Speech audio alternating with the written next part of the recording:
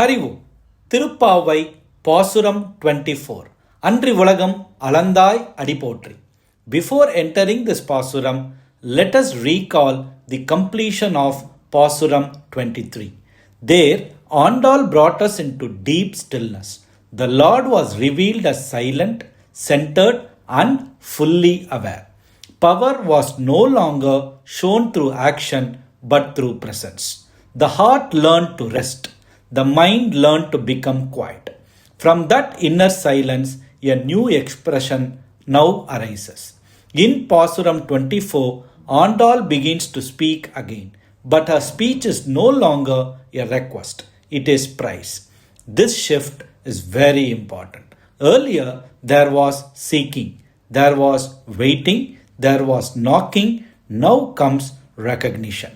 Andal begins by glorifying the Lord for his divine acts. She remembers how he measured the worlds, how he protected the innocent, how he restored balance when chaos threatened creation.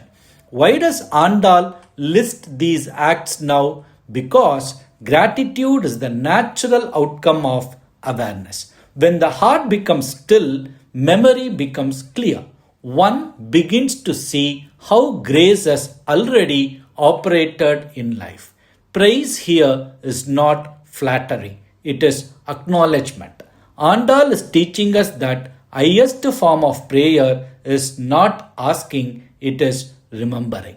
Remembering how help arrived quietly, remembering how protection came unseen, remembering how balance was restored without announcement.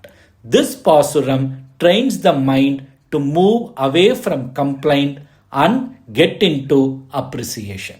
Spiritually, this is a major transition. A mind that complains believes it is alone. A mind that praises recognizes unseen support.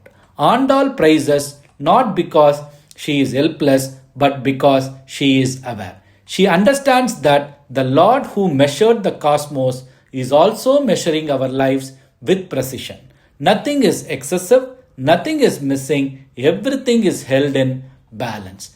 This Pasuram teaches us to remember divine help not only during crisis but during calm phases as well. Gratitude that depends on suffering is immature. Gratitude that exists even in stability is wisdom. Here lies a profound leadership principle. Leaders who remember their journey remain grounded.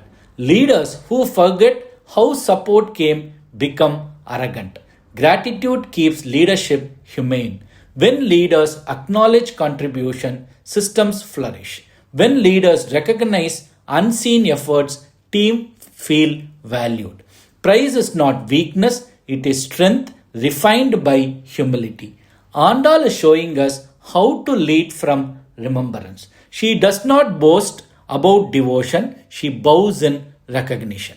This Pasuram also reshapes how we look at success. Success without gratitude creates anxiety. Success with gratitude creates peace.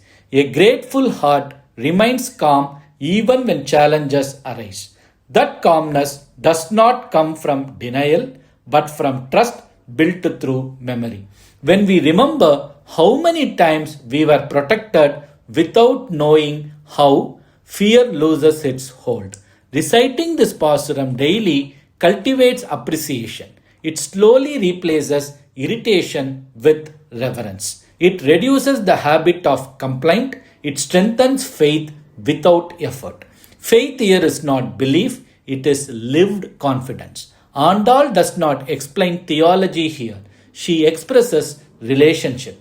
Praise becomes conversation, gratitude becomes intimacy. In modern life, this Pasuram is deeply relevant. We live in an age of constant dissatisfaction. Achievement quickly turns into expectation, and expectation quickly turns into restlessness. This Pasuram interrupts that cycle. It reminds us to pause and acknowledge, to recognize the invisible hand, to bow inwardly before grace. Leadership grounded in gratitude builds institutions that endure. Families grounded in gratitude build harmony. Individuals grounded in gratitude build inner resilience. With Pasuram 24, Andal elevates devotion from silence to celebration. Not noisy celebration, but reverent acknowledgement. Stillness prepared the heart, praise now fills it. Wow, what a statement. Stillness prepared the heart, praise now fills it. Let us carry this remembrance into our actions. Let gratitude guide our leadership. Let appreciation anchor our faith. Samasta Loka Sukhino Bhavantu.